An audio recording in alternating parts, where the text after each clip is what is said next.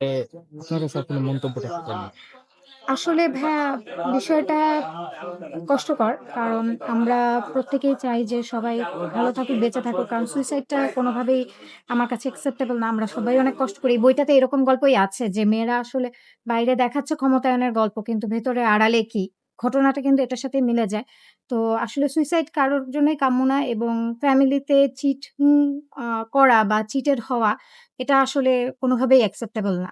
এবং সুইসাইডটা নিয়ে যদি আমি কিছু বলতে চাই যে, আসলে হয়তো তার কাছে আর কোনো উপায় ছিল না তাই সে সুইসাইড করেছে। কিন্তু আমার মেসেজটা সবসময়ই হচ্ছে যে, প্রত্যেকটা মেয়েকে এতটুকু ক্ষমতায়িত হতে হবে, তার ভেতরে এতটুকু এম্পাওয়ারমেন্ট আসতে হবে যে, মানে হাসব্যান্ড ডিপেন্ডেন্ট যেন সে না হয়। হাসব্যান্ড চিট করলে সে যেন নিজের মতো মুভ অন করে নিজে বেঁচে থাকতে পারে। সেই মেসেজটা খুব দৃঢ়ভাবে আমি দিতে চাই যে, নিজের সেলফ ইন্ডিপেন্ডেন্স, সেলফ রেসপেক্ট এর জায়গাটা তৈরি হওয়া।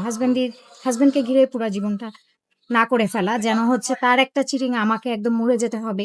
এই বিষয়টা যেন সোসাইটিতে এই মেসেজটা কখনোই না যায়। বরং এর উল্টাটা যেন হয়, সে বের হয়ে আসতে পারত, সে জব করতে পারত, সে নিজের মতো করে কথা বলতে পারত বা লিগ্যাল স্টেপস নিতে পারত। যেকোনো কিছু হতে পারত। আমি জানি না যে কেন সেটা সম্ভব হয়নি। হয়তো তার জন্য অনেক বাধা ছিল। বাট আমি চাই যে মেসেজটা এরকম হোক যে সবাই ওই জায়গাটায় এম্পাওয়ারমেন্ট হয়ে বেরিয়ে আসুক। নেপাল থেকে আলভি একটা আ লাইভে ছিলেন। সেখানে বলছিল রিজিকের জন্য সবাই মায়া কান্না করছে।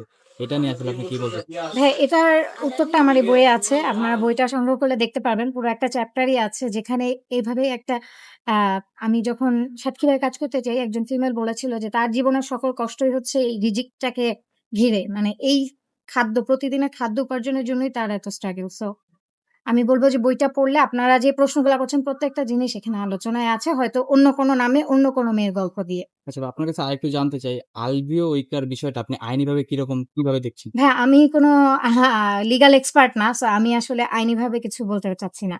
কারণ এখানে ভুলভ্রান্তি থাকতেই পারে। আচ্ছা বইমেলা নিয়ে বলতে চাচ্ছি যে, আ হ্যাঁ, একটু বই হ্যালো।